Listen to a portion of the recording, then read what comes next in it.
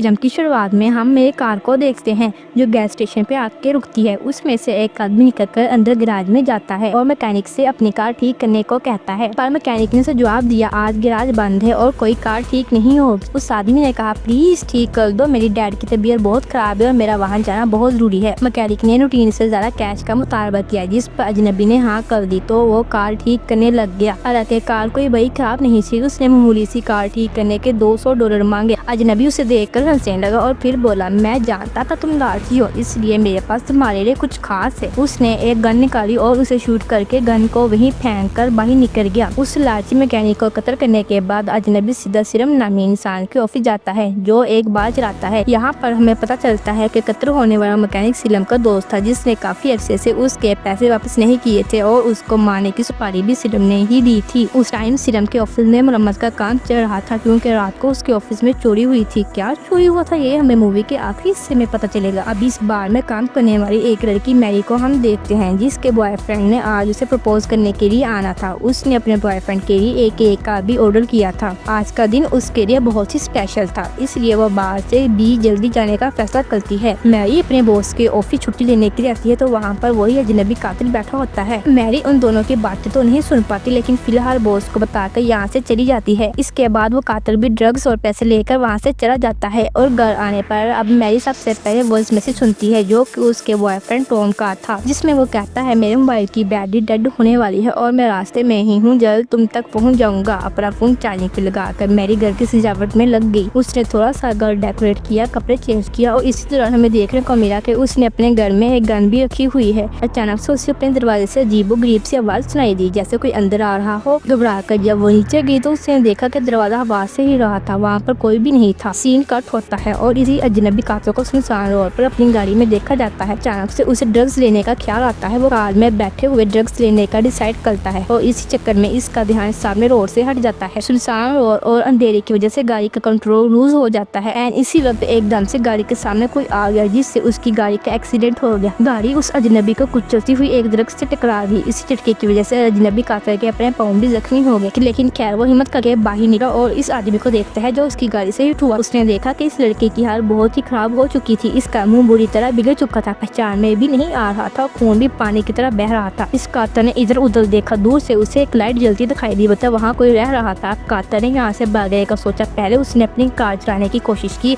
जब उसकी कार नहीं चली तो उसने उस लड़के की कार की चाबी निकाल कर उसी लड़के के जेब में डाल और बाहों से उसकी बॉडी को घसीटते हुए रोड की साइड पर बने हुए जंगल के अंदर ले गया। वो असल में उस बॉडी को छुपाना चाहता था। दूसरी तरफ हम मैरी को देखते हैं जो अपने घर पर खाने की तैयारी कर रही थी। एकदम से जोर से कोई उसका डोर नॉक करने लगता है। उसे लगा कि शायद टॉम होगा, लेकिन पागलों की तरह वो कभी डोर नॉक नहीं करता था। जल्दी उसे अंदाजा हो गया कि बाहर टॉम नहीं बल्कि कोई और है। पहले तो उसने दरवाजा नहीं खोला, लेकिन जो भी था वो बैक डोर से अंदर आ गया और हमें देखने को मिला कि ये तो वही अजनबी कातिल था। उसने जो दूर घर की जलती हुई लाइट देखी थी वो मैरी का ही घर था और अब वो मैरी के घर आ चुका था। उसको मैरी से क्या चाहिए था, वो मैरी के हाथ पाँव बांधकर उसे चेयर से बांध देता है। जबकि दूसरी तरफ बार में मैरी के बॉस के सामने पुलिस वाले बैठे। पुलिस उससे उसके दोस्त मैकेनिक के कातिल की इंक्वायरी करने के लिए आई थी, लेकिन सिलम ने साफ इनकार कर और सारा दिन अपने बार में रहने का कहा, जिसका उसके पास सबूत भी था। पुलिस वाले वक्ती तौर पर तो मुतमिन हो गए, लेकिन जाते जाते बता दिया कि कातिल ने कत्ल करने के बाद अपनी गन वहीं गिरा दी है। ये सुनकर उससे भी थोड़ा सा अजीब लगा, कातिल अपनी गन वहाँ क्यों छोड़कर जाएगा। उस पुल मिटाने की वजह सबूत वहीं पर छोड़ गया। अब हम मैरी के घर मैरी की दोस्त को देखते हैं जो उसके लिए खास मौके के लिए केक देने आई थी। बार बार नॉक करने पर वो केक बाहर दरवाजे पर रखकर चली जाती है, जबकि अजनबी कातिल ये सब ऊपर शीशे से देख रहा होता है। लड़की के आवाज से जाते ही बड़े आराम से रिलैक्स होकर फिर से दूध निकाल कर पीने लग जाता है। उसके बाद वो मैरी को अजीबोगरीब नजर से देखने लगा। वो उसके करीब के उसके मुंह से कपड़ा निकाला और उसके कपड़े ठीक है, जिससे पता चला उसका कोई गलत इरादा नहीं। उसके बाद वो बड़े गौर से घर की तलाशी लेने लगा। इसी दौरान उसकी नजर एक तस्वीर पर पड़ती है, जिससे उसे पता चलता है उसकी गाड़ी से हिट होने वाला शख्स कोई और नहीं बल्कि मैरी का बॉयफ्रेंड टॉम था। असल में कातिल यहाँ पर मदद मांगने आया था। उसे मैरी की गाड़ी चाहिए थी ताकि वो यहाँ से फरार हो सके। मैरी ने कहा उन दोनों के पास बस एक ही कार है और एक खराब सा मोटरसाइकिल।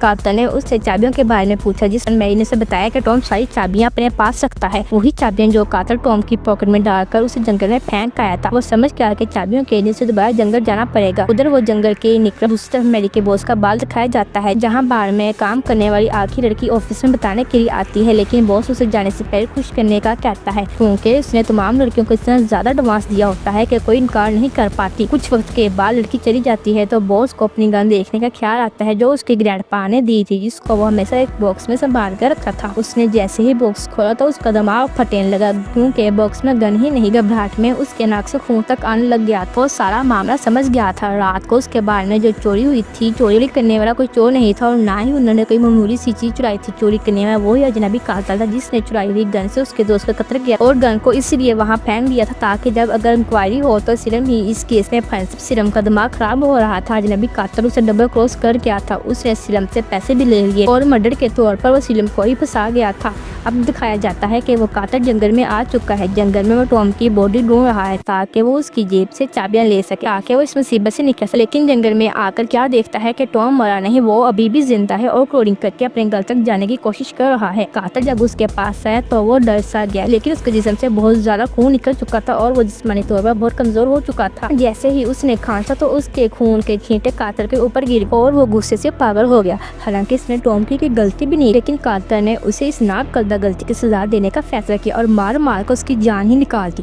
फाइनली अब टॉम मर चुका था। उसको मारने के बाद वो उसकी पॉकेट्स को ढूंढने लगा, जिसमें से उसे वो रिंग भी मिल गई जो मैरी के लिए टॉम लाया था, जिससे टॉम ने मैरी को प्रपोज करना था। कातिल ने रिंग को भी अपने पास रख लिया और चाबी भी निकाल ली। उसके बाद वो उसकी बॉडी का परमानेंट ठिकाना लगाना चाहता था, यानी उसको दफन करना चाहता था। एंड उसी वक्त जब कातिल टॉम की बॉडी को दफनाने पर काम कर रहा था, सिरम का भी उसी रास्ते से गुजर हो गई। सिरम ने उसकी एक्सीडेंट कार देखी और रोड पर बहुत सारा खून देखा तो वो समझ गया कि कातिल को कुछ हो गया है और अगर ऐसा कुछ है तो वो यहीं आसपास होगा। वो उससे बदला रहना चाहता था। उसने दूर देखा तो उसे मैरी का घर नजर आया और वो मैरी के घर की तरफ जाने लगा, लेकिन अचानक उसकी नजर टॉम की गाड़ी पर पड़ी। मैरी के घर आते ही सिरम ने मैरी को बताया कि टॉम की गाड़ी का एक्सीडेंट हो गया है। सड़क पर बहुत सारा खून पड़ा है जिससे मैरी के पांव से जमीन निकल गई। उसे सारी बात समझ तो आ रही थी, लेकिन वो यकीन नहीं करना चाहती थी। अब सिरम मैरी से पूछता है आखिर वो अजनबी कातिल इस वक्त कहाँ है। एंड इसी वक्त वो कातिल कुल्हाड़ी अंदर आ जाता है। कातिल ने एक भी सेकंड का वेट नहीं किया और एक ही बार में कुल्हाड़ी सिरम की गर्दन में घुसा दी और उसका काम तमाम कर दिया। ये देखकर मैरी बहुत ज्यादा डर गई थी। उसके मुंह पर सिरम के खून के छींटे बिखरे थे। वो अपनी जान बचाने के लिए ऊपर जाने की कोशिश करती है, लेकिन कुल्हाड़ी सीधा आकर उसके पास रखती है। शुक्र है कि वो कुल्हाड़ी के वार से बच गई क्योंकि वे नीचे हो गई थी और कुल्हाड़ी का वार दरवाजे पर फंस गया था। जितनी देर में कातिल ने अपनी कुल्हाड़ी निकाली, मैरी भागकर ऊपर चली गई। कातिल भी अब मैरी को मारने के लिए ऊपर की तरफ जा रहा था। ऊपर जाते ही अब मैरी ने अपनी गन उठाई, जिसे हमने पहले ही देख लिया था। कातिल जैसे ही दरवाजे का नॉब घुमाने लगा, यहाँ से मैरी ने अपना ट्राइगर टाइट कर लिया। ट्राइगर की आवाज कातिल सुन चुका था, इसलिए वो दूर हो गया। वो समझ गया था कि मैरी के सामने वैसे नहीं जा सकता क्योंकि उसके हाथ में हथियार है जिससे वो मार भी सकती है। वो अब दरवाजे से पीछे हट गया। उसके ज़हन में कोई चाल चल रही थी। वो नीचे गया और दरवाजे को नॉब इस तरह घुमाया कि जिससे मैरी को लगे कि वो घर से बाहर चला गया है, लेकिन वो घर के अंदर ही था। वो वहाँ से सीढ़ियों से ऊपर आ गया और कुल्हाड़ी लिए मैरी का बाहर इंतजार करने लगा। मैरी को जब यकीन होगा कि वो घर से बाहर चला गया है तो वो कमरे से बाहर निकली और पहले ही वार में कातिल ने उसकी नाक तोड़ दी। उसके हाथ में मौजूद गन भी दूर गिर गई और वो हड़बड़ा गई क्योंकि वो इस हमले के लिए तैयार नहीं थी। कातिल दूसरी बार हमला करने के लिए तैयार ही हो रहा था कि मैरी ने तेजी दिखाई और गन उठाकर उसे ही शूट कर दिया। वो जानता था कि वो कुछ ही देर में मर जाएगा। इससे पहले कि वो मर जाए वो आखिरी बार ड्रग्स लेने का सोचता है। ड्रग्स का पैकेट निकालता है और खोलने की कोशिश करता है। इससे पहले कि वो ड्रग्स यूज कर पाता एक और मरतबा मैरी उसे गोली मारकर उसका काम तमाम कर देती है। मरने से पहले आखिरी मरतबा वो नीचे गिरा तो उसने अपनी पॉकेट से एक अंगूठी निकालकर मैरी के सामने फेंक दी। मैरी ने झपटकर वो अंगूठी उठाई। फिर कातिल ने उसे एक पिक्चर दिखाई जिससे वो